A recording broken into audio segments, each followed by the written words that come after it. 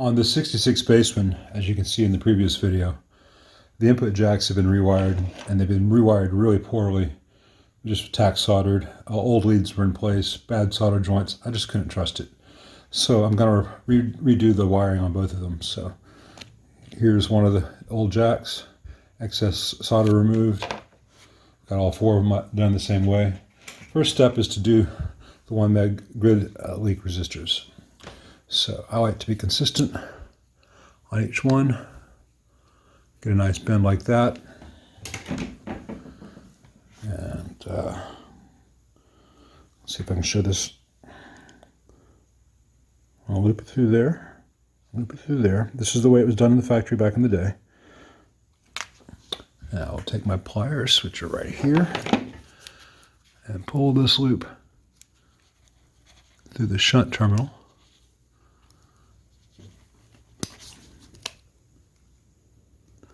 And I crimp that.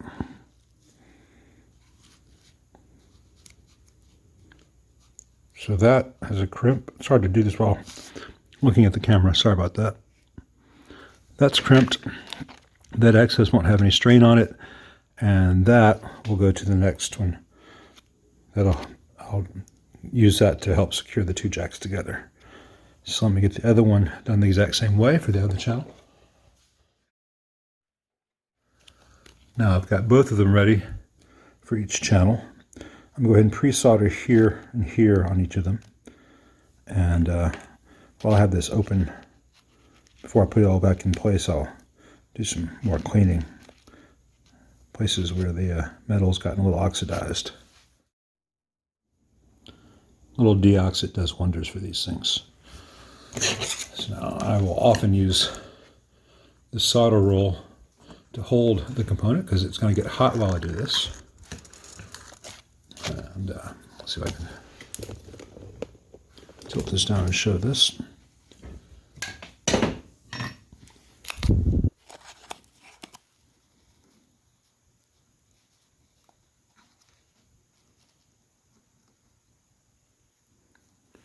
At first, I'll get this to focus right. I'm not concerned about big, pretty, round solder connections. I want to make sure that all the metals have heated adequately and the solder is flowing and sticking to all surfaces.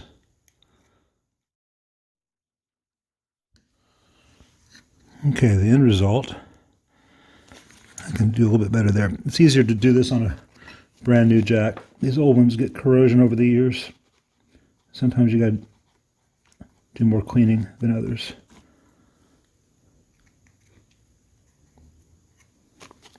That's solid.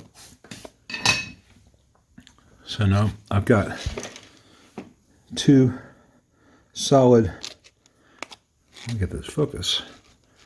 My two grid leak jacks are solid. I'll put one to the side. And I'm going to use the chassis as a wiring template. That's why I have this tape here, so if I get any solder spatter in the process, it won't get on the chassis or the knobs or anything. So I'm going to get that roughly where I know it's going to be, and put the nut on from the other side.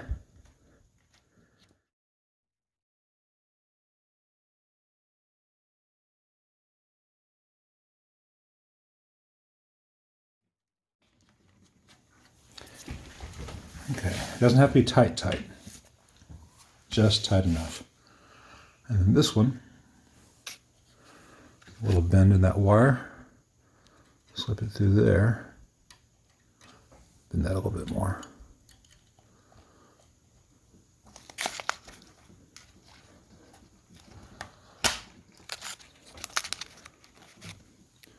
Do this one from the other side. And again, they don't have to be as tight as possible. Just enough for our purposes where they're going to hold pretty much the same place. Now I've got this lead going through both. This is what they did not do at the factory. That's one of the reasons this joint commonly breaks if one or both input jacks get loose. I go ahead and do this as much as I can. It's a little bit tricky because everything does want to move. I don't have everything tightened all the way up. All right, that will give some good mechanical support once that's soldered, because it'll be binding through that wire. That wire will add some strength to it. So now I've got this jack wired, and I just got to do my 68Ks here, the grid stoppers. So I'm going to eyeball this. Now Fender on these just dropped this through and soldered it. And you know, those amps tend to hold up pretty well, but I have had instances where that just doesn't hold up long term. So I get in there and I crimp it, get more of a J hook in there, trim off the excess.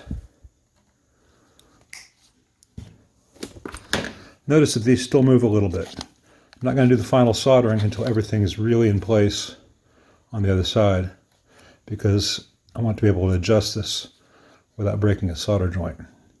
I'm going to give this a little bit of solder right now to help it stay in place here. And this will probably move just because it's on camera.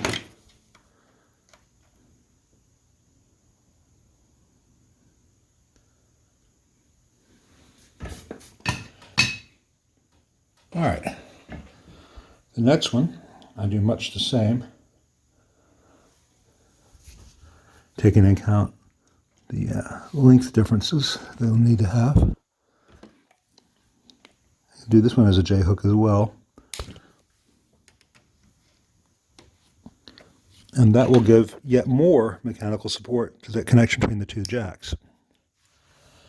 That one I don't solder yet. Now what I want to do is I want to get these resistors bent up close to each other fairly neatly.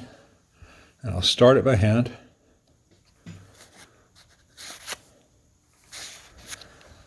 And then I use these pliers to really get a good twist there.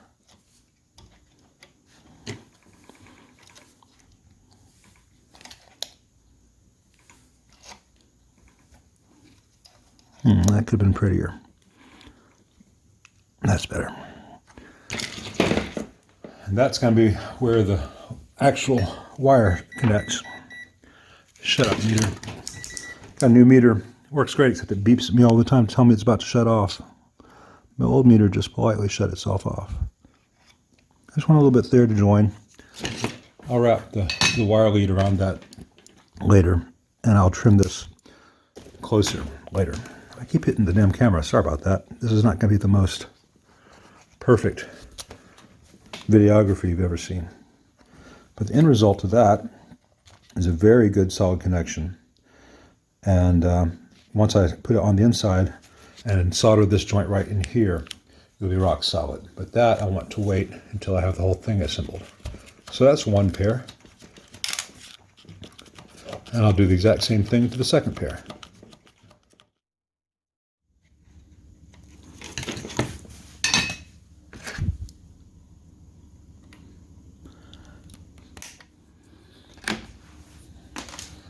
Okay, that's the second pair. Now, is it rocket science? No. But I see it done incorrectly again and again and again, which I don't understand. It's very simple to do it the same way Fender did, with a few simple tweaks like I just showed you. You can do it even better than they ever did at the factory. And it's going to be rock solid once it's installed, and this will be at least as good as anything that ever left the factory. I think it's going to be better than most examples, and I've never seen a factory set of wiring that's better. So now it's time to install these new jacks that we got ready.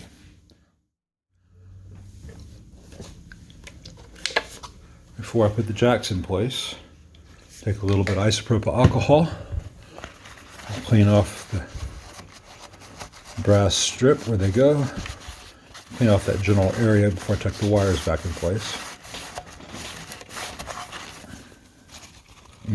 Tasty. Do the same thing for the other end using the other side of the cloth. All right, now I'll move these wires back where they go. This is the wire that's going to reconnect to the junction of those two resistors coming from the jack. All right, so I've got my first pair, and I put on the tooth washers. Make sure I have the right side with the 1 megs on the right. That's the high gain input, the way this is wired. I put that into the panel, and I tighten them up. First to do it by hand.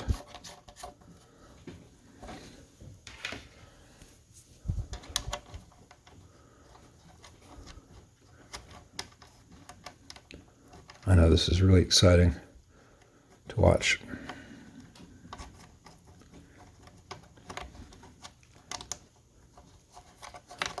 All right, once I'm sure they're both started well by hand, and they're almost as tight as I can turn them with my fingers, I use a 1/2-inch socket wrench and holding them in place so they don't turn, because I don't want to put any stress on that junction before or after soldering. I get them really tight,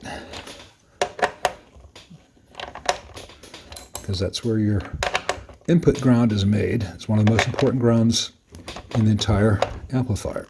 All right, those are rock solid. Now I want to bend these up a little bit. I'll just put a little bit of a curve in that. That's where that wire will go here. And I'll probably expose some fresh wire and make sure it's cleaned and tinned first.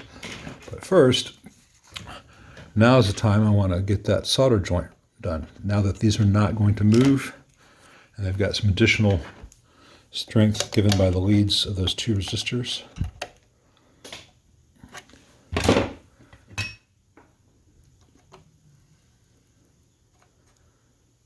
Now I'm soldering 2 lugs which are tied to the chassis. So the chassis, the longer you do this, the more the chassis will absorb the heat.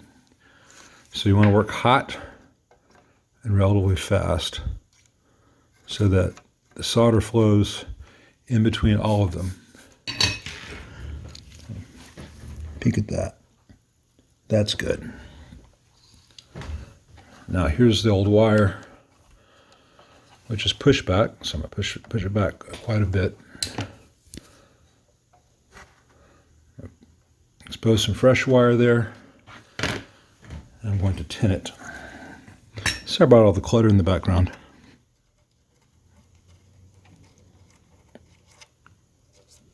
Tinning not only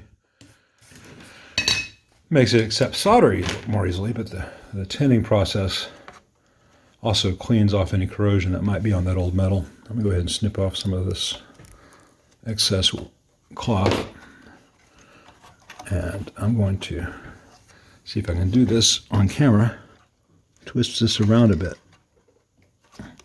This needs to be a good loop. I probably just knocked the whole thing out of focus. I'll check in a second.